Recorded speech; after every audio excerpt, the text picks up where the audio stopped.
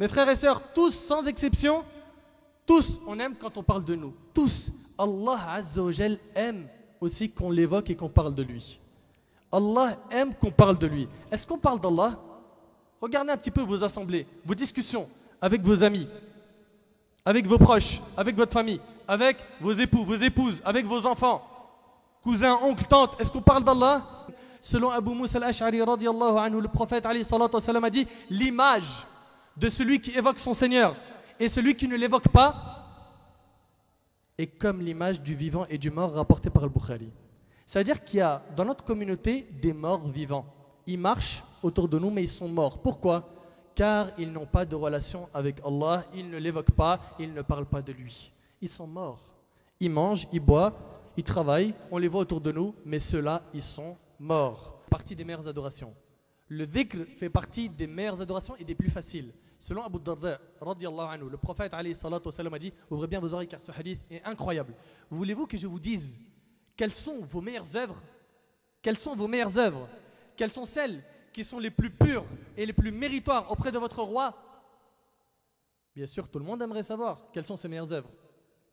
Celles qui élèvent le plus haut votre degré, celles qui vous rapportent plus de salaire que le don de votre or et de votre argent, ou que le fait d'aller à la rencontre de vos ennemis pour en frapper les coups et pour qu'ils vous frappent les vôtres. C'est-à-dire que c'est encore mieux que le jihad fi sabilillah. Il dit, nous voulons bien, il dit, c'est l'évocation de Dieu exalté rapporté par Tirmidhi. Le dhikr. Le dhikr. C'est encore mieux que donner tout ton argent et tout ton or en aumône.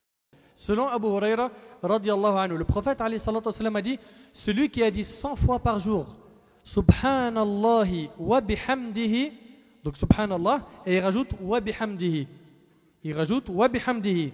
Qu'est-ce qu'il dit le prophète alayhi salatu wa salam? Il dit: il se voit déchargé de tous ses péchés, quand bien même ils auraient le volume de l'écume de la mer. Subhanallah, tu perds tous tes péchés. En disant quoi?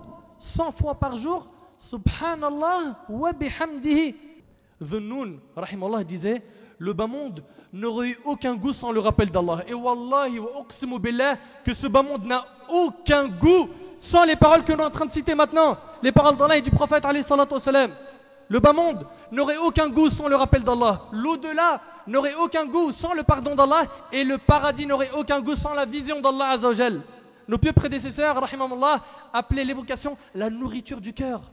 Dhikr, c'est la nourriture de cœur. Cela veut dire que si ton cœur est loin du dhikr, du rappel d'Allah, il mourra. Il mourra, il n'est pas nourri. Le dhikr est un remède pour toutes les maladies du cœur. Le dhikr est un remède contre le waswas. Celui qui a du waswas, qu'il évoque Allah. Celui qui est triste, qui a des malheurs, qu'il évoque Allah. Pareil pour celui qui est touché d'une maladie. Le dhikr est un remède contre toutes les maladies. Al-Imam Ibn al-Qayyim rahimahullah a dit: il n'y a pas une chose qui illumine les cœurs, la tombe, le sirat comme le dhikr. Le dhikr. Al-Basri rahimahullah a dit que le jour du jugement, l'islam viendra et dira: cette personne m'a soutenu. Quant à celle-là, elle m'a abandonné. Et lorsque l'islam verra Omar radiyallahu anhu, l'islam dira: j'étais étranger jusqu'à ce que cet homme embrasse l'islam. Toi, mon frère, ma sœur, que va dire l'islam de toi le jour du jugement?